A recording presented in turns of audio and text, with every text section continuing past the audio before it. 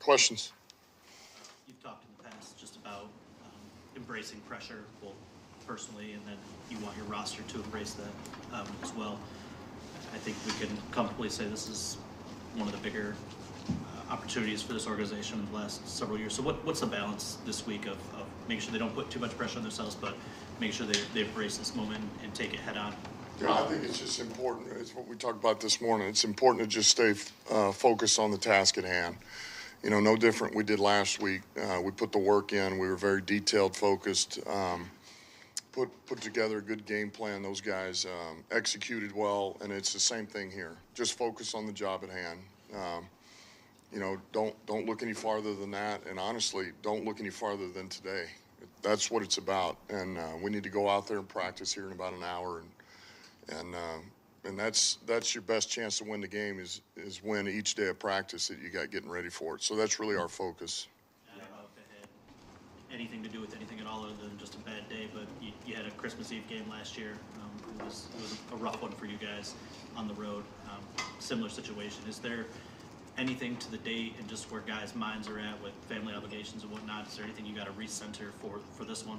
Yeah, I mean, we talk about it, you know, people are going to have families in. It is that time of year, but that's everywhere in the league right now. You know, everybody's got mom and dad and sisters, cousins, in-laws, and listen, that goes with the territory. So you got plenty of time to see them after the game, and more importantly, when the season's done, and they'll all understand. And so I think that's always going to be a focal point. Doesn't mean it's easy, but that's what you have to do.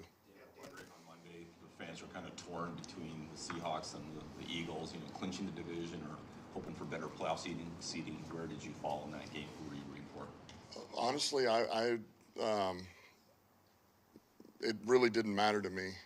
I mean, it really didn't. I was either way. I mean, to me, it's still, we control our own destiny as it pertains to winning this division. So, man, no matter what happens, we win, and we win a division we're in, and we get a home game. And so that's right where I wanted to be. Me personally, I know the team. So it really didn't matter. Dan, was the division games for JARED GOFF having necessarily been the best? I think he had like 6 picks in 4 division games. I guess what's your message to him going into, he got 2 out of 3 left against division opponents, Minnesota obviously, but just keeping his focus for those games when, I mean, they're seeing him more than any other teams.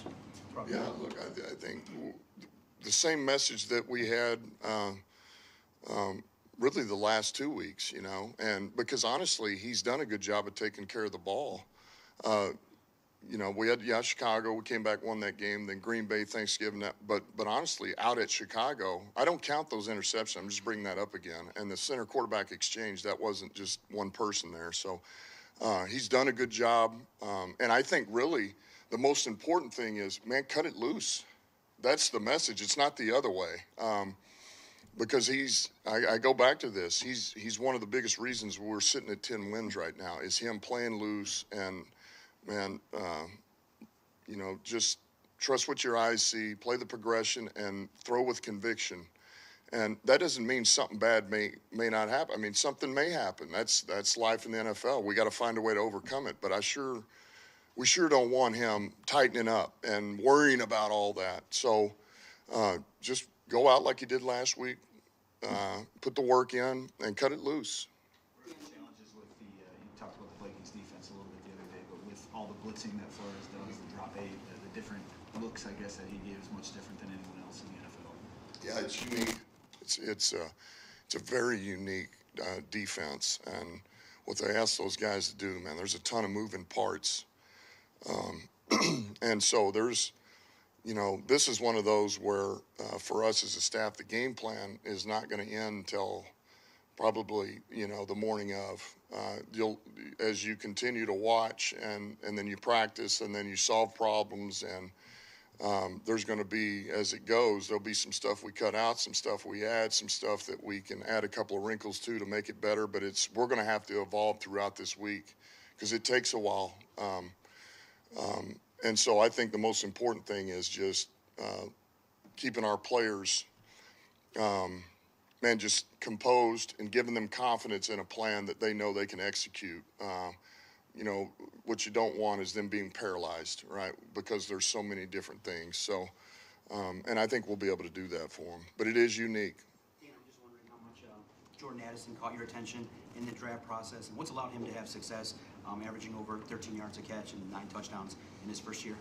Yeah, well, confidence, that's a big part of it, as with any rookie. You know, he's got his confidence is clearly up, and you can tell that as an offense,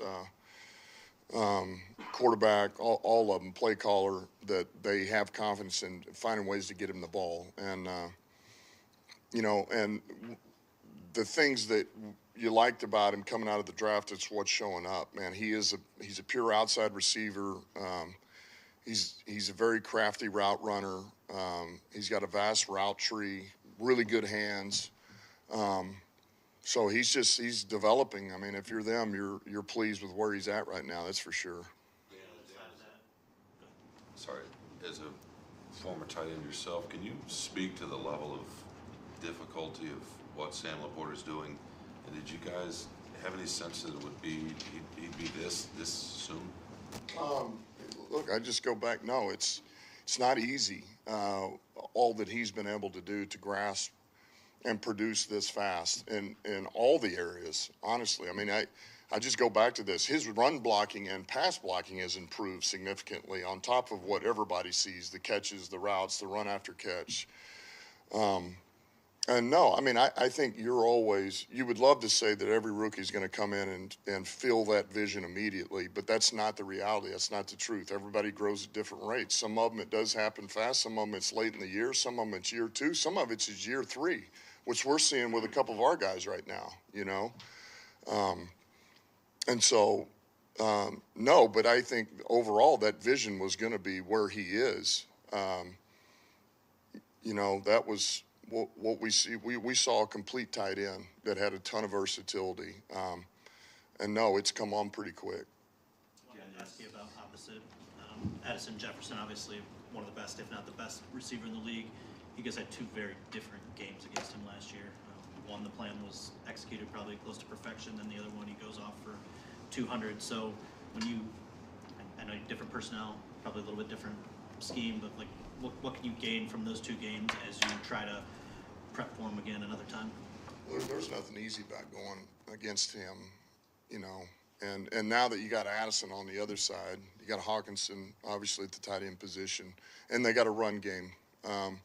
So that makes it difficult. I just go back to this: the resources you're going to use to try to slow him down, then it opens up other avenues here. And there again, if you're going to do that, that means the other guys got to be able to win their one-on-ones. You have to. So there's nothing easy about it. I mean, I think I know this. We can't let him have 200 yards again. I mean, that's the most obvious. So we're going to have some answers. You know, he's getting back into flow. You know, the other day you can start to see that he's getting back, and he's going to be even better this week. They're going to want to get him the football, and he's a dynamic football player. And if he's not the best, he's one of the best at the position. So it'll be a challenge. It's going to be a challenge. Yeah, I know this isn't your department. I know this isn't your department. Then I'll go back to you. 3 options. This isn't your department, obviously, but ticket prices were just raised for the season ticket holders. A lot of consternation among the fans. You're one of the culprits for doing all the staying winning. So, what do you tell fans who are taking this kind of they're preparing for this blow? Yeah, Carlos, don't put me in that spot. Look, I'm not in marketing. I don't deal with ticket prices. I'm just trying to win games, and so I don't know. You know, it is what it is, and I hate to say that, but I have there's nothing I can do about anything other than just try to coach and give us a winner. The Vikings are on their 4th quarterback this season. How does that what do you have to look at? What do you have to key on that it's Mullins now? Just like, how does that change the preparation? Well, I think, you know, he's a facilitator. You know, he's the guy that's going to get him in the right play. He's going to be able to read the coverage, get it in the hands of his playmakers, Jefferson, Addison, Hawk, the back. You know, he's able to. He's a very efficient quarterback. I would say he's not as mobile as Dobbs. You know, and so there's a little bit of that to where At least you have a pretty good idea of where he's going to be. Now they'll move the pocket a lot of boots, keepers. But he's an efficient quarterback, and that's really, if you're able to run it and you've got weapons, you can certainly win that way. And he played better than he did the week before, and man, he made some really good plays in the game against Cincinnati. He did, and there was a couple of interceptions, but overall, man, he's played. He's had success, and he understands that offense very well. So, you know, he gives them a good chance. You know, and that's all you can ask for at quarterback. Hey Dan, Caitlin Kaler with The Athletic. Nice to meet you. I've noticed when you talk about Jared, even when he has a game where he appears to struggle, you never appear to single him out or criticize him publicly. And I wonder if that is just a purposeful, is that purposeful the way you do that, and how important is it for a quarterback to feel that support from his head coach? Well, I think that I don't really do. I try not to single out any one player and just go after them, you know. And but it is what it is. I don't really treat him any different than anybody else. And just because I don't openly, you know, go after a player in the media doesn't mean we don't talk behind the scenes and in my office one-on-one about what we need to do better. The details of it, and I think everybody can kind of see what is and what isn't, you know. And so, look, I think at the end of the day, as long as you're open and honest with the player one-on-one, and they know that you see them for what it is or see the performance for what it is, good or bad, you can respect that, and that's how you get better. And that's what we've been able to do. And that's what I've been able to do with him. And that actually gives him confidence. And he knows that there's still a trust and a belief in him. And that is important. Yeah, Dan, you were asked earlier about, you know, some of the pressures you face as a team. I was wondering if being in first place since opening day has put any pressure on this team, maybe from the point of getting everybody's best shot week in, week out? No, I mean, I would say certainly we go into places you know you're going to want to play well against us, you know, because we have won games. We are playing pretty good football, and so you're going to get, most teams are going to want to put their best foot forward. But I don't feel like there's any, you know, the pressure. I mean, look, I just go back to this. The more you win, the more the pressure goes up. But you can't let that. You should enjoy that. I mean, and I think that's kind of where we're at. I mean, I think we, you know, it's when we're at our best is when, you know, you have people gunning for you, and we have things at our fingertips here, and it doesn't always go your way, but you find a way to bounce back. And I just think that's, you know, it's a good thing for us. We've done well with that. Okay.